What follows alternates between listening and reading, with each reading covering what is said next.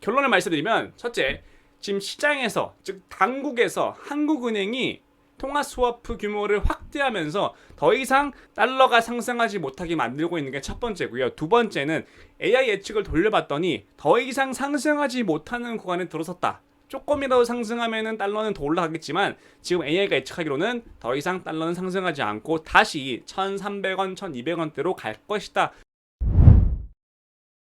환율이 어느덧 1,400원 전고점 돌파를 코앞에 두고 있지만 앞으로 10원이라도 오르지 않는다면 지금 자리는 고점입니다. 근데 달러가 1,392원을 찍었습니다, 여러분. 정말 어마어마합니다. 원화 가치는 계속 약화되고 있고 국내 증시는 또 재미없고 미국 증시는 또 너무 좋아요. 그렇기 때문에 한국 시장은 정말 매력이 없는 건 사실이에요. 정말 까딱하다가 1,400원 돌파하면 1,500원으로 향하는 그림은 그려지고요. 그에 따라서 국내 증시는 정말 급락의 길로 가겠죠.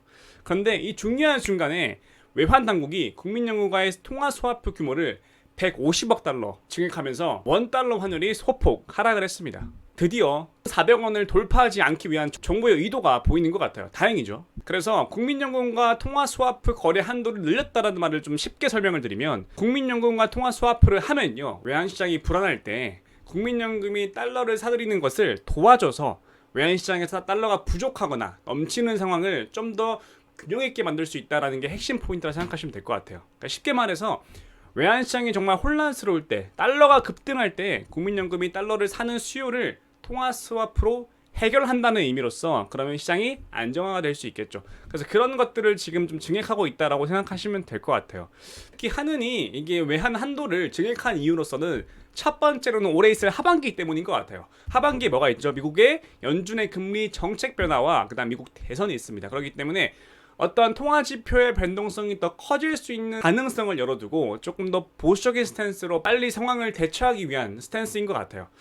저는 굉장히 좋은 방안인 것 같아요. 저는 이번 정부의 통화 스와프 규모를 확대함으로써 달러는 더 이상 상승하지 못할 것으로 저는 보고 있고요. 근데 일각에서는 전문가들은 이번의 조치가 단기적인 환율 안정 효과에 그칠 것으로 보고 있다고 합니다. 그러니까 장기적으로 이게 환율을 정말 막을 수 있는 어떤 모멘텀보다는 단기적으로 내리는 모멘텀에 강하다라는 스탠스를 가지고 있는데, 저도 좀 동의하는 상황이거든요. 그래서 제가 그동안 통화나 아니면은 여러 지수들을 예측할 수 있었던 하나의 방안이 AI 예측을 가져와 봤습니다. 그래서 같이 한번 보시죠. 지금 위에 보시는 차트는 환율 차트고요. 아래는 그 유사한 패턴을 찾은 겁니다. 지금 AI가 위에 통화지표, 즉 환율과 같은 패턴을 찾아서 밑에 덕산 하이메탈이라는 종목을 찾았습니다.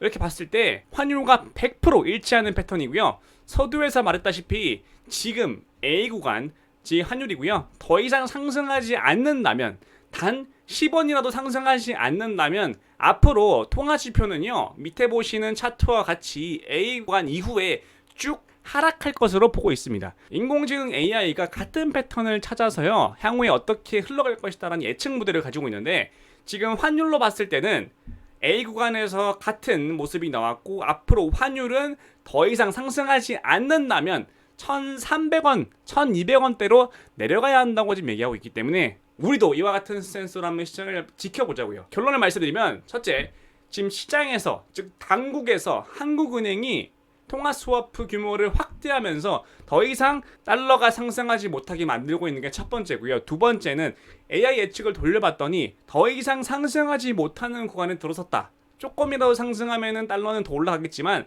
지금 AI가 예측하기로는 더 이상 달러는 상승하지 않고 다시 1,300원, 1,200원대로 갈 것이다 라고 하고 있기 때문에 이 두 가지 요인을 통해서 우리는 앞으로 달러는 지금보다 안정화될 것이다 라는 뷰로 한번 바라보고요. 혹시나 시나리오가 변경되면 다시 제가 방송을 통해서 여러분께 안내 드릴게요. 아시겠죠?